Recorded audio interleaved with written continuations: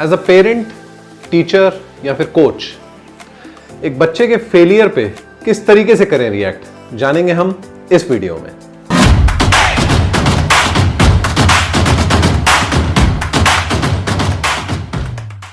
नमस्कार दोस्तों, सक्सेस की तो कहानी अलग होती है, फेलियर अपने आप में बहुत ही डेलिकेट मैटर होता है। एक फेलियर के समय पे कोई भी बच्चा या कोई भी व्यक्ति बहुत ही वल्नरेबल, डरा हुआ और बड़ा नर्वस होता है। तो इसीलिए उस समय हमारा क्या रिएक्शन होना चाहिए ये बहुत मैटर करता है, क्योंकि हमारे रिएक्शन से ही सामने वाला पर्सन या तो उसको फेस कर सकता है या फिर उसके डिप्रेशन में भी जा सकता है। तो एक सिनारियो से इसे डिस्कस करते हैं। 11 साल की वसुधा है जो एक स्पोर्ट्स डे में एथलेटिक इवेंट्स में पार्टिसिपेट करना चाह रही है। She is an overall athletic kid, काफ़ी एक्टिव है, एनर्जेटिक है।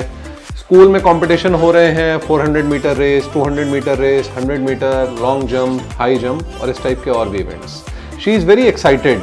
उसने तो ये तक सोच रखा है कि वो गोल्ड, सिल्वर, ब्रॉन्ज में जो भी मेडल जीतेगी तो अपने रूम में उस मेडल को कहाँ पे लटकाएगी। उसको नर्वसनेस भी है, लेकिन फिर भी उसको काफ़ी एक्साइटमेंट भी है and a lot of her friends are also participating. अब कंपटीशन के दिन सुबह जब वो पार्टिसिपेट करती है, सबसे पहले 400 मीटर रेस होती है। अनफॉर्चुनेटली उसमें कुछ भी नहीं जीत पाती है। उसके बाद 200 मीटर, फिर 100 मीटर और भी कई सारे इवेंट्स में वो पार्टिसिपेट करती है and by the end of the day she has not one a single event in any category, ना गोल्ड, ना सिल्वर, ना bronze. She is completely devastated, बहुत ज़्यादा परेशान है, दुखी है, अपसेट है।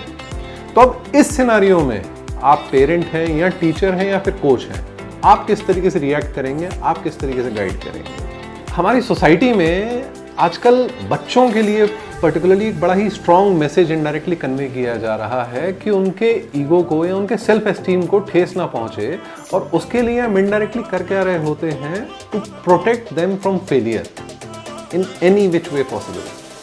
शायद हम कहीं ऐसा तो नहीं कर रहे कि वो जो एक कैटरपिलर होता है, जो एक बटरफ्लाई में कन्वर्ट होना होता है। हम सब ने ही ये कहानी सुनी हुई है कि हम किस तरीके से एक बच्चा आगे आके उस कैटरपिलर की मदद करता है और उसके कोकून को काटता है so that the butterfly comes out. ये शॉर्ट टर्म की मदद लॉन्ग टर्म में कितनी नुकसानदायक होती है। So let's look at it. 5 type के हम इस पे रिएक्शंस दे सकते हैं अपने बच्चे को जब वो फेल होके आता है। पहला रिएक्शन ये हो सकता है कि हम बच्चे को बोले, वसुधा यू आर द बेस्ट। दूसरा रिएक्शन ये हो सकता है कि यू डोंट वरी, एक्चुअल में इस कंपटीशन में चीटिंग हुई है एंड द जजेस have been unfair with you.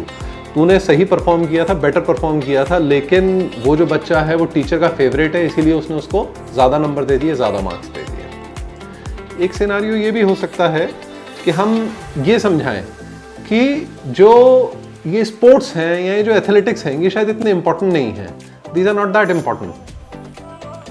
चौथा रिएक्शन ये भी हो सकता है कि हम बोलें कि तुम्हारे पास बेटा पूरा टैलेंट है, पूरी कैपेबिलिटी है, next time you will win for sure. और एक लास्ट रिएक्शन भी हो सकता है, वो ये हो सकता है कि बेटा you didn't really deserve to win. तो अब डिपेंड ये करता है कि आप इसमें से कौन सा मैसेज बच्चे को दे रहे हैं। So let's dive in a little कि हर मैसेज को बच्चा किस तरीके से परसीव करेगा, कैसे रीड करेगा और लॉन्ग टर्म में उसके लिए मैसेज जा क्या रहा है। तो सबसे पहला मैसेज, बेटा यू आर द बेस्ट। ये आप भी जानते हो और बच्चा भी जानता है कि वो बेस्ट नहीं है। अगर वो बेस्ट होता तो ऑब्वियसली वो जीतता। सेकेंड मैसेज कि बेटा इसमें चीटिंग हुई है या अनफेयरली आपके साथ ट्रीटमेंट हुआ है। व्हेन यू रियली नो कि जब बच्चे ने एफर्ट डाला नहीं है उस चीज़ में, तो हम उसे मैसेज क्या दे रहे हैं आगे के लिए कि आपकी गलती के लिए, आपकी कमी के लिए, आपके फेलियर के लिए you blame others, you blame any third person, you blame the circumstances. Indirectly हम ये मैसेज कन्वे कर रहे हैं। जो थर्ड मैसेज हमने कन्वे किया था कि athletics are not that important, हम बच्चे को शिक्षा क्या दे रहे हैं कि जहाँ भी, जिस भी सिचुएशन में, जिस सिनारियो में, जिस कंपटीशन में अगर बच्चा फेल होता है या सक्सीड नहीं कर पाता है, तो हम उसे उसके इंपॉर्टेंस को डाउन प्ले करने की शिक्षा दे रहे हैं, उसे रिडिक्यूल करने की नॉलेज दे रहे हैं, एडवाइस दे रहे हैं। फोर्थ, जो शायद सबसे ज़्यादा डेलिकेट लेकिन सबसे ज़्यादा डेंजरस एडवाइस है, वो ये हम बच्चे को बोल रहे होते हैं कि बेटा तुम्हारे अंदर पूरा टैलेंट है, next time you will win for sure. As if कि टैलेंट होना in itself is sufficient. Talent से एक गाइडेंस आपको मिल सकती है कि you can perform well in something, लेकिन it does not guarantee your success in that particular thing. अब बच्चे को हम दिमाग में ये फीड कर रहे हैं कि तेरे पास टैलेंट है, बस उस समय तेरा समय होगा, तेरा मौका होगा and you will be able to perform. जो फिफ्थ रिस्पॉन्स है, एक्चुअल में शायद वही रिस्पॉन्स सबसे सही है कि you don't really deserve to win, लेकिन इसको डिलीवर किस तरीके से करना है, the choice of words for delivering this message could be slightly different. किस तरीके से फॉर एग्जांपल कि Vasudha, I really understand you are feeling really bad, तुम्हें बहुत बुरा लग रहा है, और खास तौर से अगर आप किसी पर्टिकुलर चीज़ के लिए अपनी होप्स इतने हाई रखते हो और फिर आपको वो चीज़ नहीं मिलती है तो आपको बहुत दुख भी होता है। लेकिन अगर तुम खुद से थोड़ा सा एनालाइज करो और एसेस करो तो जितने भी बाकी बच्चे थे जिन्होंने इस कंपटीशन में पार्टिसिपेट किया, इस एग्जाम में या इस इवेंट में पार्टिसिपेट किया, इन लोगों ने तुमसे ज़्यादा मेहनत की थी, और इसमें से कई लोग काफ़ी टाइम से इस टाइप के इवेंट्स में पार्टिसिपेट करते रहे हैं, उन्हें एक्सपीरियंस भी है और उन्हें नॉलेज भी है इस चीज़ की। बेटा एक चीज़ को समझना, अगर तुम इसको सिर्फ एक फन के लिए, एंजॉयमेंट के लिए करना चाह रही हो कि जिसमें तुम अपने फ्रेंड्स के साथ अच्छा टाइम स्पेंड कर सको, तो बिल्कुल सही है, क्योंकि उसके अंदर आपका ऑब्जेक्टिव या फोकस ही नहीं है इस कंपटीशन को जीतने का, वहां पे आप बिल्कुल सही हो।